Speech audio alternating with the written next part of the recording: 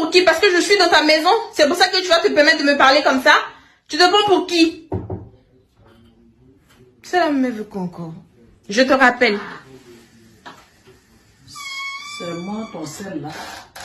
Mais tu rentres dans ma chambre conjugale? Mais est-ce que j'ai le choix? Ça fait 10 minutes que je suis au salon. Je t'entends crier. Je ne sais pas qu'est-ce qui se passe. Je suis obligé de me gérer. Quand un enfant comme ton lendemain, ils sont totalement. C'est avec qui tu parles comme ça au téléphone? Tu en parles avec qui? Avec monsieur, mon mari. Attends, c'est à ton mari que tu parles comme ça? Oui. Maintenant, toute l'éducation que je t'ai donnée là, tu as fait quoi avec? Mais tu penses que de la manière tu cries là, tu peux dompter un homme? De la manière tu cries comme ça sur l'homme là, tu peux l'apprivoiser? Une femme parle comme ça à son mari? Ta religion, l'éducation, c'est comme ça qu'on te dit que ça se passe? Et puis pire encore, dis-moi, sur ta cadentée, qui porte le nom de son camarade? C'est pas toi sur ton nom, son nom est. Quand il va décider d'enlever son nom sur ton nom là, alliance, tu faisais comme ça là, partout le jour de ton mariage. Il peut pas, maman, il peut pas. Oui, c'est ça. Mais vous êtes tellement suffisante, vous pensez que la vie tourne autour de vous. Il suffit qu'un homme vous montre déjà qu'il vous aime, vous pensez que c'est fini. Que c'est un homme faible. Il m'aime trop, il peut Oui, pas. mais justement, tu n'as rien compris encore. La coupeuse de route de partout là, quand il va déporter cet amour sur une autre, qui sait lui parler, qui est calme, c'est là que tu comprendras que la vie est dure. Est-ce que ce serait pas la raison pour laquelle les hommes partent chercher des femmes dans les pays traditionnels? Genre, est-ce que ça te fait pas un truc en tant qu'homme de voir une femme donner une éducation comme ça à une autre femme? Tu te dis, Dieu merci, ça existe encore. Des gens qui cherchent à donner du respect aux autres. Tu vois. Parce qu'en tant qu'homme, on a tellement l'habitude de se faire manquer de respect qu'il y en a qui sont arrivés à remettre en question leur propre rapport à la femme. Tu vois, ils se disent, bah, c'est normal pour une femme de crier, si genre c'est moi qui ne devrais pas être trop affirmatif, je dois faire attention, etc. Le truc, c'est que disons, les échanges sont déséquilibrés. Je parlais avec une femme hier de la notion de tromperie chez l'homme, ou plutôt de coucher avec plusieurs femmes biologiquement. Je disais, le truc, c'est que biologiquement, ça fait du sens pour un homme de coucher avec plusieurs femmes, avec même plein de femmes. Pourquoi? Parce qu'un homme, de son adolescence jusqu'à ses 70 ans, il peut mettre enceinte 10 meufs par jour. Et si on extrait avec une seringue, il peut en mettre 500 enceintes par jour, toute sa vie. Tu vois. La femme, elle ne peut tomber enceinte que d'un homme par an, et si elle ne reste pas avec le père, biologiquement, elle et son bébé, ils vont mourir tous les deux. Parce que c'est l'homme qui assurait la survie de la femme. Parce qu'il est plus fort physiquement, etc. Donc, ça fait du sens biologiquement que l'homme trompe la femme. Maintenant, je suis certain que si on demandait à tous les hommes, est-ce que tu préférerais avoir plusieurs femmes avec qui tu couches, même si tu es en couple qu'avec une seule, mais plusieurs femmes avec qui tu couches, tu as juste à claquer des doigts comme ça et tu couches avec elle. Et tu gardes qu'une femme si tu veux ou tu en as plein, mais ça ne fait pas de mal à ta femme et tu n'as aucun risque qu'elle te quitte. Est-ce que tu ferais ça ou est-ce que tu resterais avec une seule femme? Tous les hommes préféreraient coucher avec plein de femmes. La seule raison pour laquelle ils restent avec leur femme de base, c'est parce qu'ils ont peur qu'elle les quitte et qu'ils n'arrivent pas à retrouver cette femme-là. Ou une femme équivalente ou un truc comme ça. En fait, c'est la peur. Du coup, est-ce que c'est noble? C'est un peu comme le docteur Jordan Peterson, il disait, donc qui est un psychologue qui a enseigné à Harvard et qui maintenant, je crois, enseigne toujours à l'université de Toronto, qui en tout cas a enseigné là-bas pendant plus de 15 ans. Je pense qu'il est encore actif là-bas, mais c'est le psychologue encore vivant le plus connu au monde. Et il disait, il n'y a aucune noblesse à être gentil quand tu es obligé de l'être. Et que c'est pour ça qu'un homme, il se doit d'être fort physiquement. Parce que quand tu es fort physiquement, mais que tu n'appliques pas ta force, là, on peut se dire, ok, il y a du respect. Mais si tu es faible physiquement et que tu n'appliques pas ta force, tu n'as pas de force déjà de base. Donc tu n'as pas de noblesse à ne pas utiliser ta force, tu n'en as pas. Et c'est un peu la même chose avec les hommes qui ne trompent pas et qui mettent en avant le fait « Ah, moi je ne trompe pas, je ne manquerai jamais de respect à ma femme ». Tu ne le fais pas parce que tu n'as pas envie de le faire. Tu ne le fais pas parce que tu as peur qu'elle te quitte et qu'elle te laisse parce que tu as la sensation que c'est elle qui apporte dans le couple. Alors que de l'histoire de l'humanité, c'est l'homme qui sauvait la femme en la prenant dans son aile, tu vois. D'ailleurs, dans la plupart des pays traditionnels, tu le vois très bien. Quand tu vas voir une femme, tu vois sur son regard, tu vois à son énergie, que si tu l'as demandé en mariage, même sans la connaître, ce serait le plus beau jour de sa vie. Et que si tu vas voir des parents même demander en mariage une femme, en allant voir ses parents directement, si tu es un homme de valeur, s'ils sentent en te voyant que tu vas être un apport pour la famille, pour eux, c'est le plus beau jour de leur vie aussi. Et ils seront super contents de marier leur fille à un homme comme toi si tu es un homme de haute valeur. parce que tu es un apport. C'est juste dans l'Occident où ça s'est perdu, ça. Ce que je veux dire, c'est que tu es la meilleure journée dans la vie de la femme. C'est-à-dire, même si ses parents ils pourraient dire non, la femme, elle va quand même être extrêmement flattée par ta demande, parce que tu es en train de la sauver, en fait. Tu es en train de lui faire le don, biologiquement et sociologiquement et de l'histoire de l'humanité. Tu es en train de dire, parce que tu es belle, juste parce que tu es belle, je ne te connais pas, je t'ai juste vue et je t'ai trouvée belle. Je suis prêt à dédier ma vie à choisir et à partir du principe que ton honneur à partir de maintenant c'est mon honneur, je suis prêt à mourir pour nous et je vais travailler le reste de ma vie pour te nourrir toi, nourrir nos enfants et faire en sorte que vous n'ayez jamais besoin de travailler. C'est quand même un énorme ajout de valeur pour une meuf que tu as simplement trouvée belle. Ça, selon les féministes, c'est la définition d'une femme oppressée. La femme traditionnelle, elle est oppressée. Moi, selon moi, c'est la définition d'un cadeau extrême que tu fais au sexe opposé. Tu vois. En échange d'une valeur quand même, bon, elle est belle, voilà, parce qu'elle est belle. Mais du coup, elle va apporter sa valeur, comment ?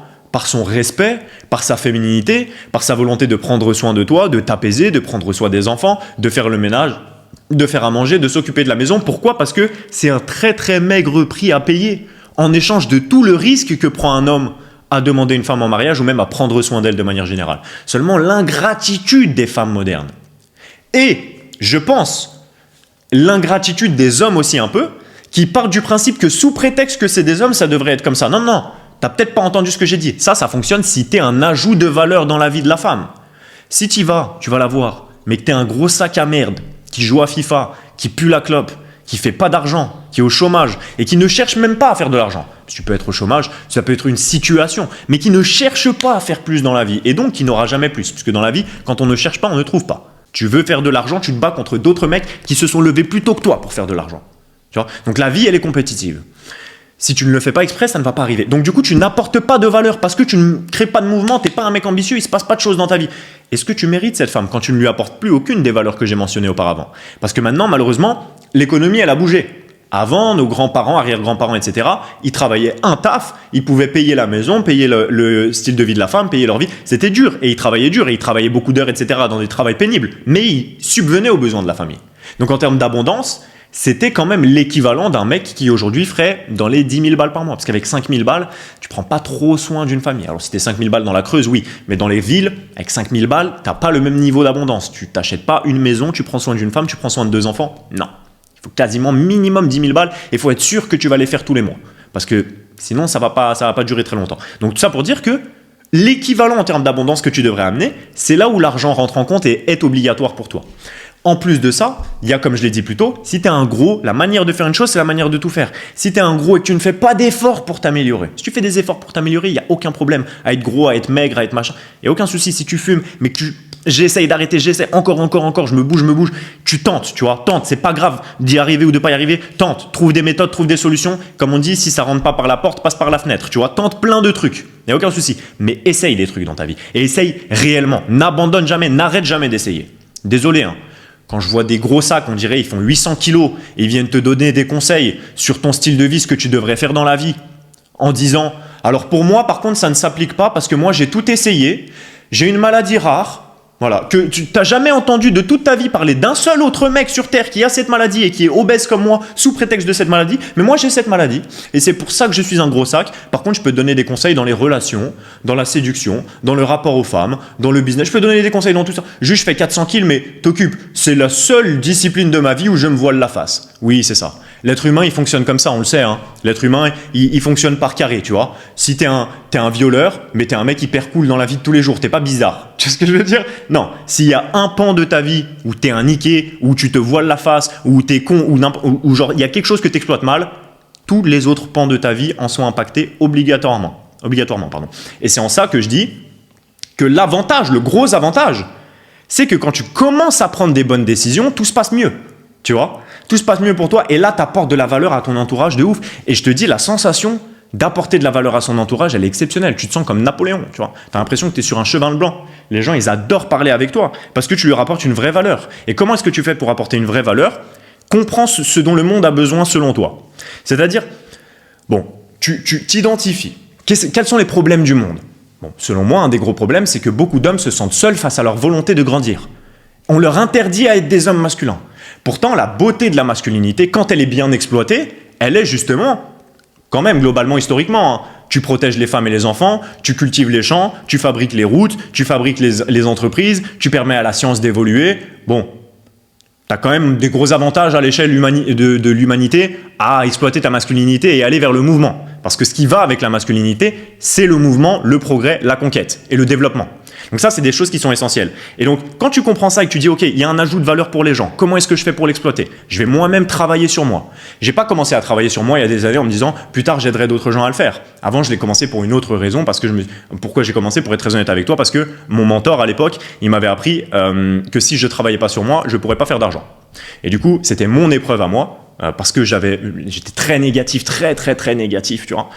Et du coup, il m'a dit, si tu travailles pas sur toi, tu n'arriveras pas à faire de l'argent. Du coup, je me suis dit, merde, ça me dérange pas. Parce que la douleur de ne pas avoir d'argent, était tellement grande pour moi que je me suis dit, OK, je suis un mec de quartier, je fume du shit, je fais 45 kilos, je suis flemmard de fou, mais j'ai tellement envie d'argent que je suis prêt à aller à la salle, me mettre à lire des livres, arrêter de traîner avec les gens, quitter l'usine, rencontrer des gens qui font de l'argent, sortir de ma zone de confort de ouf, faire des choses qui me mettent mal à l'aise mais que j'ai besoin de faire, apprendre à vendre, apprendre à parler plus intelligiblement, arrêter de parler comme un mec du ghetto, apprendre à m'habiller avec un peu plus d'élégance. Toutes ces choses-là qui ne sont pas moi. Tu vois, on va reparler de l'identification aussi. Hein. Je suis timide, machin, ça n'existe pas. Bref. Mais je pensais, ça n'est pas moi, ça. Je ne suis pas ce mec-là. Non. Tu n'as juste jamais essayé de le faire. Mais une fois que tu le fais, tu deviens accro à la progression. Tu vois des changements dans ta vie. Et l'évolution, ton entourage, les gens te traitent différemment. Waouh! Un jour, j'étais maigre, maintenant je suis un peu mieux. Maintenant, les gens me traitent différemment. Ils me regardent différemment. Ils me sourient différemment. Ils me laissent parler pendant plus longtemps. J'utilise des mots, un langage un petit peu plus soutenu. Les gens m'écoutent, les gens sont fascinés par ce que je dis. Je me renseigne sur des sujets, j'en apprends et donc je sais donner de la valeur aux gens et les gens sont contents de me voir. Et bim, bim, bim. Tu vois, ça progresse. Le respect qu'ont les gens pour toi progresse. Exactement pareil avec les femmes. Si tu as un homme de valeur, il se passe des choses exceptionnelles pour toi. Et là, moi, ce que je note dans cette situation, c'est l'importance de l'entourage. Parce que si cette maman-là, elle n'avait pas dit ça à sa fille, sa fille, elle se serait enfoncée dans ce comportement. Et le problème, c'est qu'elle aurait fini perdante. Parce que ça nique la vie de l'homme qui est au téléphone, parce que je pense qu'on connaît tous la douleur de remettre en question sa propre volonté masculine et d'être là en mode « Est-ce que c'est vraiment moi le problème ? On me dit que les hommes c'est de la merde, on me dit que je devrais pas parler comme ça, mais en même temps j'ai quand même l'impression que si une meuf elle me mettait une claque, c'est limite accepté dans la société. » Tu vois, enfin genre, il y a quand même des inégalités. On m'a appris que le monde était à l'avantage des hommes, mais personne ne sait me citer une seule loi qui est à l'avantage des hommes. Tu vois, c'est quand même bizarre. Et tu sais, t'as une dissonance cognitive, tu comprends pas trop. Tu vois ? Donc ça détruit l'homme, une femme qui se comporte comme ça. Mais au final, ça va aussi détruire la femme, puisqu'elle va probablement finir soit seule, soit dans un couple où l'homme n'est même pas un homme. Il renie sa propre masculinité. Et du coup, elle-même, elle pourrit de l'intérieur et ça la ronge. Et c'est pour ça qu'elle s'énerve et qu'elle crie, parce que l'homme, bref, tu vois. Et là, l'entourage peut avoir un impact positif. Alors, à voir si elle va écouter ou ne pas écouter. Mais si ses parents sont comme ça et lui disent avec raison, tu vois, elle lui a pas crié dessus ou elle l'a pas tapé. Bon, peut-être qu'elle l'a fait, peut-être qu'elle le fait ou je sais pas quoi, mais tu vois ce que je veux dire ? Quand tu as de la positivité, quand c'est bien amené et qu'on t'explique, non, c'est pas comme ça que tu peux dompter un homme. Tu as vu les mots-clés ? Dompter. Qui est-ce qu'on dompte ? Un fauve. Est-ce que, en tant qu'homme, t'as pas envie de te sentir comme ça, réellement ? Arrête de me dire je fais du yoga, je bouffe du soja, j'ai des colliers en pierre, Saturne aligné avec Mercure. On parle réellement là. Est-ce qu'en tant qu'homme, te sentir et être vu comme un fauve par les gens, c'est pas hyper agréable ? Est-ce que c'est pas ça que tu as envie d'être ? Est-ce que quand tu vas à la salle en vrai, t'envies pas les mecs qui font du Muay Thai et qui savent mettre des question marks et qui te mettraient un KO alors qu'ils font 20 kilos de moins que toi ? Un petit peu quand même. Donc tu sais que la notion de fauve, de conquête, d'agressivité, d'être un animal sauvage, c'est à l'intérieur de toi en tant qu'homme. C'est pour ça que de tout temps, on est allé se tuer, s'entretuer pour des drapeaux. Tu vois, parce que c'est à l'intérieur de nous la volonté de conquête. Bref. Et donc l'entourage, là dans le cas présent, peut l'aiguiller. En tant qu'homme, pareil, comme je te l'ai dit, moi perso, j'ai fait un choix et j'ai eu de la chance parce que c'est à travers les déménagements, etc. Mais bref, j'ai changé d'environnement, j'ai vu un gars qui faisait de l'argent, j'y suis allé, boum, et là il m'a dit un truc inattendu. Pour faire de l'argent, il faut que t'aimes les gens. Oh waouh, mais moi je déteste les gens, je les méprise, je crois qu'ils sont bêtes, tu vois. Comment est-ce que je fais pour aimer les gens ? Alors tu fais ça. Ok, ça me paraît difficile quand même parce que c'était évident pour tout le monde que j'aimais pas les gens, tu vois. Travers le travail, boum, d'un coup, ça devient limite ta mission de vie, tu vois, d'aider les gens. Et en fait, tu peux faire des tafs sur toi, tu vois, travailler, lire les bons livres, remettre en question ta croyance et changer ton entourage, changer ton environnement. Et ça a une différence de ouf. Et comme par hasard, c'est ce que font tous les gens qui ont du succès. Moi, c'est ce que je cherche à faire avec cette chaîne. Il y a quelques jours, j'ai parlé du glow up où je t'ai dit, regarde, je te parlais du glow up, je t'ai donné les astuces et tu as vu à quel point j'ai glow up. Ou en tout cas, que j'ai glow up. Personne ne peut nier que j'ai glow up, tu vois. Et donc, c'est que ça marche, c'est qu'il y a des astuces et surtout que moi, je les applique, les astuces. Et d'ailleurs, exactement pareil pour l'entourage. Littéralement hier, j'étais en appel avec quelqu'un qui est aux Philippines pour intégrer un réseau d'entrepreneurs en Thaïlande où le droit d'entrée, c'est 10 000 balles. Donc pour 10 000 $, je rentrais avec un droit d'entrée. Le gars que j'ai eu au téléphone hier, c'est un mec qui a des mines d'or aux Philippines, avec qui j'étais rentré en contact, etc., des multimillionnaires. Et je sais que je vais le faire et que je vais rentrer dans ce réseau qui va me coûter 10 000 balles de droit d'entrée. Du coup, forcément, les gens que je vais voir là-bas dans ce réseau aussi, qui est un réseau d'entrepreneurs très fermé, mais tous les gens que je vais rencontrer, c'est aussi des gens qui ont dépensé 10 000 balles comme moi de droit d'entrée. Et du coup, tu as un filtre qui se fait qui est les gens qui ont fait ça, qui ont pris la décision, c'est qu'ils ont déjà vu une valeur avant dans leur vie d'investir sur eux-mêmes. Tu vois, c'est pas le premier investissement de ma vie, c'est 10 000 balles pour rentrer dans un réseau privé en Thaïlande. C'est quand même loin. Tu vois, je veux dire, c'est pas le premier investissement que tu fais. Du coup, forcément, c'est des gens qui ont déjà, comme moi, investi sur eux-mêmes dans des formations, dans des livres, même des livres à 8 €, tu vois, ou même des trucs gratuits sur YouTube. En tout cas, ils ont investi du temps s'ils n'avaient pas d'argent, ou de l'argent s'ils en avaient, à améliorer leur savoir, et ils ont vu l'amélioration sur leur vie au point de ne pas être dérangés de dépenser des sommes un peu importantes quand même pour continuer à le faire. C'est-à-dire, et donc on a le même mindset. Et donc, je sais que je vais le faire. Pourquoi ? Moi, je vais le faire pour rencontrer ces gens-là. C'est-à-dire, tu as d'autres avantages dans ce club-là, notamment des trucs politiques, des trucs de passeport, etc. Bref. Mais là-bas, tu as quand même, pour moi, la plus grosse valeur, d'autres gens qui ont investi, qui ont pris la même décision que moi. Et donc, comme je l'ai dit, moi, c'est un truc que je fais beaucoup, ça, de chercher à m'entourer de personnes comme moi tout le temps. Tu vois ? Et ça, je te garantis que ça fait une différence de ouf. De ouf. Alors après, comme je te l'ai dit, moi j'ai grandi dans un quartier à la base, donc j'avais pas ça, j'avais pas de role model, comme on dit, de modèle quoi, j'avais pas de role model. Mon père évidemment c'est un homme qui est très inspirant et tout ça, mais pour moi à la base je t'ai dit, le truc important à l'époque c'était l'argent, et mon père il gagnait pas d'argent, tu vois. Du coup il m'a beaucoup inspiré sur mon éloquence, mon élocution, ma compréhension du monde, ma philosophie, etc. Ma compréhension des dynamiques dans la vie toujours, mais il n'y avait pas d'argent. Et les gens ils font beaucoup ça. Il demande à un boulanger comment nager. Tu vois ce que je veux dire ? C'est-à-dire que tu demandes à ton père ou à ta mère parce qu'ils t'aiment, tu vois. Et tu dis, allez, comment est-ce que je peux faire ça ? Et ils te donnent des conseils. Mais ils n'ont pas fait ce que tu veux dans la vie, tu vois. Du coup, c'est quand même mieux d'aller voir ces gens-là. Qui est-ce que tu peux aller voir ? T'as des gens, t'as des petits clubs aussi quand même beaucoup moins chers que ça que tu peux trouver dans ta ville probablement. Par contre, attention à ça. Qui est, tu peux vite te retrouver dans un club où il n'y a que des branleurs qui cherchent d'autres gens bien, tu vois. C'est pour ça que quand tu gagnes de l'argent, tu investis dans des trucs plus chers. Tu investis dans des droits d'entrée à plusieurs milliers ou dizaines de milliers d'euros. Parce que tu sais que moins c'est cher, plus tout le monde peut y rentrer et plus tu vas rencontrer n'importe qui en quelque sorte. Du coup, ce que je te recommande de faire, moi en tout cas, ce que j'ai fait, c'est chercher des entrepreneurs qui sont peut-être un tout petit peu plus. Tu vois, moi j'avais rencontré, comme je t'ai dit, ce mec qui faisait 10-15 000, si l'argent c'est important pour toi, et je suis allé le voir lui. Si on parle pas de ça, mais on parle de ta confiance en toi, par exemple, va voir un coach sportif. T'as jamais fait de coaching sportif, je te garantis, prends un coach sportif, ça va beaucoup t'aider. Ça va te faire gagner un temps de ouf. Encore une fois, moi pareil, encore aujourd'hui, je prends des coachings sportifs. Et quand je prends un coach sportif, là ça va paraître étonnant et c'est un peu différent parce que pour le coup, pour l'entrepreneuriat, pour les choses comme ça, il y a tellement de choses à apprendre que moi-même j'en apprends et puis j'ai des filons et puis tu te positionnes dans des deals, etc. Mais pour le coaching sportif, quand on parle de musculation, bon, ça fait plusieurs années que j'en fais, j'apprends pas un truc de ouf. C'est pas je paye un gars pour 500 balles pendant un mois et j'ai appris un truc qui m'a révolutionné. Mais le fait de le payer, ça me fait avoir un engagement avec lui qui fait que j'applique réellement ce qu'il me dit et donc j'ai les meilleurs résultats en un mois que si je l'avais fait tout seul. Tu sais, t'as un truc psychologique, un biais cognitif de je me sens redevable d'avoir payé à ce mec-là et donc ça marche. Du coup, je te recommande vraiment, si tu veux améliorer tes résultats physiques, de te prendre un coach sportif, si possible en physique, c'est même encore mieux. Ou en tout cas, de passer du temps, de discuter avec lui, pas juste un PDF. Si tu as les moyens, je te conseille de faire ça. Si tu n'as vraiment aucun moyen, lis des livres. Si tu lis un livre écrit par un auteur, pas une biographie de quelqu'un d'autre. Les biographies, ça peut être intéressant. Mais là, on parle de développement personnel. Un livre de quelqu'un qui a eu ce que tu veux dans la vie, tu le lis, ça devient un mentor dans ta vie. C'est comme s'il était là devant toi en train de te donner des conseils comme la mère avec sa fille, tu vois. Et pour elle, ça paraît évident à la daronne, tu vois. Elle dit à sa fille, non, c'est pas comme ça qu'on dompte un homme, tu vois. Elle utilise un champ lexical particulier. Tu sais, il y a des petits détails comme ça qui te permettent de voir, elle considère l'homme comme un lion, tu vois. Et là, c'est pareil, tu vas lire un livre et tu vas dire, waouh, la vision des choses qu'il a le gars, je m'attendais pas à ce que ce soit possible, tu vois. Donc les livres, ça peut t'aider. Et si tu veux encore passer au niveau supérieur, moi, je fais ça justement. Tu vois, je cherche justement sur mon YouTube à t'apporter de la valeur pour t'aider. Et essaye de voir parce qu'il y a différents niveaux de compréhension à ce que je dis. Donc, essaye de voir toute la profondeur de ce que je te dis et de trouver un moyen de l'appliquer dans ta vie. Et je te garantis qu'il y a de quoi vraiment t'aider sur mon YouTube.